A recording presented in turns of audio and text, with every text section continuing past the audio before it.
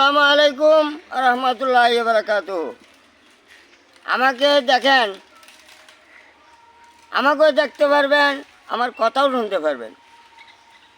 প্রিয় নবী জিন্দিগি জীবনের যে নবী মুহাম্মাদের কথা শুনি, সে মানুষের মতোই। আমরা যেরকম সংসার করি, এরকম প্রিয় নবী আগে সংসার করে আমাদেরকে দেখাই দিয়েছে এবং রেখে গিয়েছে। সেটা কে ডকুমেন্ট কীভাবে করা আছে? আল্লাহর পক্ষ থেকে করা আছে। এখানে কেউ হাত দিতে পারবেন না, এখানে কোনো ত্রুটি করতে পারবেন না। দুনিয়াটা দেখেন, আমরা অনেক কিছুর মেরামত করি, যে কোনো আমরা ঘর বাড়ি অনেক আপনার আসবাবপত্র আমাদের অনেক ত্রুটি হয়ে যায়। বানানি এত সুন্দর করে বানাই, এত নতুন ঝকঝকে কত কি আমরা একদম পিওর নতুন, তারপরে সেটা কিছুদিন পরে নষ্ট হয়ে যায়। আমার আল্লাহর দুনিয়া কোথাও কোনো জায়গায় দেখেন ভাঙচুর নাই, মেরামত করতে হয় না। তারপরেও যদি আপনারা একটা মানুষ সাধারণ হইয়া এত কুদরত আল্লাহ ফিটিং করে রাখছে, এইদিকে লক্ষ্য না রেখে আপনারা দুনিয়ার দিকে লক্ষ্য করেন, সেই লক্ষ্যটা কে করাবে? শয়তান ধোঁকা দিয়েছে। অনুরোধ করছি আমার কথাগুলি বুঝবার চেষ্টা করবেন। আজকে আমি সংগ্রামের আগে আমার এই দুনিয়াতে আমাকে আল্লাহ পাঠাইছে, কিন্তু ধীরে ধীরে আমি আপনাদের এই সমাজে আপনাদের দেখা দেখি আপনাদের সমাজে আপনাদের সঙ্গে আল্লাহ রাব্বুল আলামিন আমাকে রাখলেন। কিন্তু মাহে রমজানের যে ইবাদত আমাকে দিয়েছিল সেই ইবাদত আজকে পৃথিবীতে আমি প্রকাশ করে যেতে পারলাম না। তা কিছু কথা বলে যেতেছি, কথাটি ধরে রাখবার চেষ্টা করবেন। কিন্তু মৃত্যুর পর রাজা বাদশা এমপি মন্ত্রী যেই যান বিচারক, যত টাকা পয়সা দালান করে আপনার যত বড়ই ধনী থাকেন, সব নিত্য হয়ে যাবে মৃত্যুর পর। আপনার যাবে শুধু একটা রুহু আল্লাহর কাছে চলে যাবে, আপনার দেহটা মাটির ভিতরে পড়ে থাকবে। আপনি যেই দুনিয়াতে লড়াচড়া করতেছেন, ঘোরাফেরা করতেছেন, মায়ের সন্তান যেরকম বুকে নিয়ে রাত্রের বেলায় ঘুমন্ত অবস্থায় যায়, এরকম আদম হওয়া মাটির তৈরি। আপনার যত নেতা, যত এমপি, যত মন্ত্রী, যত মুসল্লি, যত ওলি, দেখেন আপনার আরাম করতে গেলে কার বুকে যান? মাটির বুকে যান।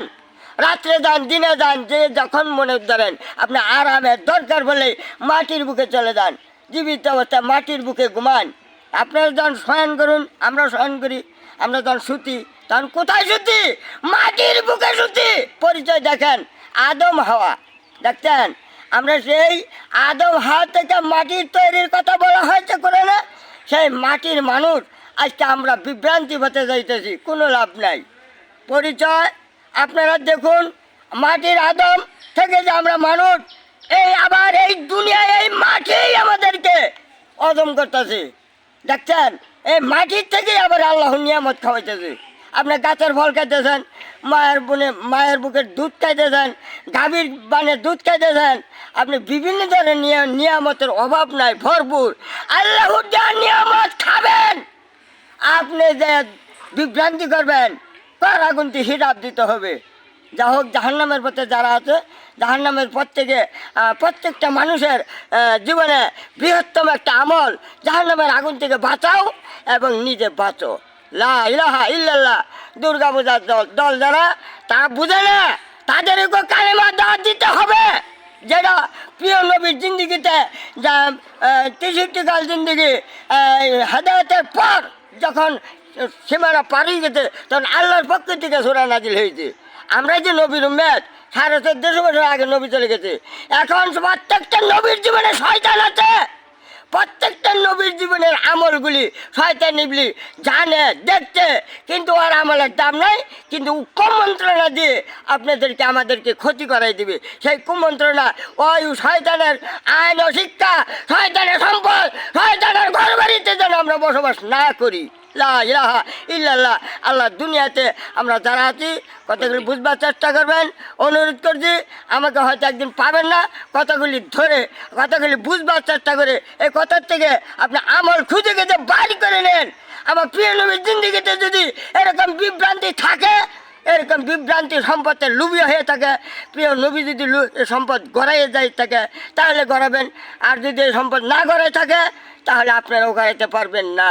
যদি গড়ান, কোরআনের বাইরে এক বিন্দু লড়াচড়া করবেন, ছাড় দেওয়া হবে না।